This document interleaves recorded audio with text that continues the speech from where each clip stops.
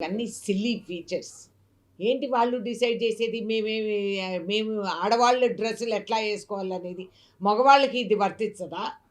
మేము చెప్పొచ్చు కదా! మీరు ధోతీలు, లుంగీలే కట్టుకొని రండి. ప్యాంట్లు, జీన్స్‌లు ఎందుకేసుకుంటారు? చొక్కాలు బొడ్డు వరకు ఎందుకు ఇప్పుకుంటారు? మీరు గడ్డాలు, మీసాలు ఎందుకు తిప్పుతారనేది వాట్ ఈస్ దిస్ నాన్‌సెన్స్? ఇంకేం పనులు లేవా? Any star, any model, any star వాళ్ళ బ్యాకింగు, వాళ్ళ ఫ్యాన్స్ చాలామందుంటారు. వాళ్ళకి తెలుసు వాళ్ళు ఏ విధంగా డ్రెస్ అవ్వాలనేది. మేము మా డ్రెస్సులకి మీరేమన్నా నిధులు కేటాయిస్తున్నారా? మీరేమన్నా బాధ్యత వహిస్తున్నారా? లేదు కదా! మీకు ఎవరిచ్చారు ఈ హక్కు, అధికారము? రాజ్యాంగ ప్రకారంగా మగవాళ్ళు, ఆడవాళ్ళు ఒకటే. ఈ దేశ స్వాతంత్రం వచ్చిన రోజున కాడి నుంచి ఆడవాళ్ళు సమానంగా బతికిన వాళ్ళు. ఇది మాకు వీళ్ళ పర్మిషన్‌లు, ఈ నాన్‌సెన్స్ ఆలోచనలు, ఈ ఆలోచన విధానం మీ ఇండ్ల వరకు పెట్టుకోండి. మీ ఇంట్లో మీ మహిళలు, మీ కూతుర్లు, అత్తగారులు, కోడళ్ళు వీళ్ళకి మీరు న్యూసెన్స్ చేసినా కూడా మేమొచ్చి జవాబు చెప్తాం. ఖబర్దార్! What nonsense! కొంచెం కన్‌స్ట్రక్టివ్ థింకింగు, ఫార్వర్డ్ లుకింగ్‌గా ఉండి సమాజం మారిపోతా ఉంది. ప్రపంచం మారిపోతా ఉంది.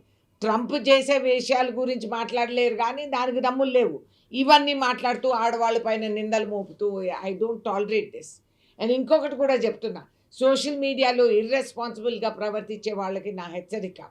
మీకు సత్తా దమ్ములుంటే ముందుకొచ్చి మాట్లాడండి. అంతేగాని ఆడవాళ్ళని పట్టుకొని ఎప్పుడో ఇష్టానుసారంగా వాళ్ళ క్యారెక్టర్‌ని నిందించేటట్లు మీరు ప్రవర్తిస్తే మాత్రం it is un unfortunate thing. And మీ పెంపరకాలేంటి, మీ సాంప్రదాయాలేంటనేది మీరు బయట పెట్టుకుంటున్నారు.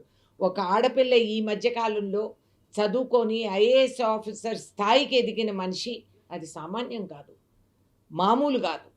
అంత కృషి చేసి, కష్టపడి పైకెదిగి పైకొచ్చిన వాళ్ళు మీ రాజకీయ కుట్రల్లో ఒక ఆడపిల్లని మీరు ఆ విధంగా నిందలు మోపి, అసహ్యంగా ప్రవర్తించి, సోషల్ మీడియాలో విచ్చలవిడిగా ఆ విధంగా చెప్పటం చాలా శోచనీయం. ఒక తోటి ఆడమనిషిగా ఐ స్టాండ్ బై హర్.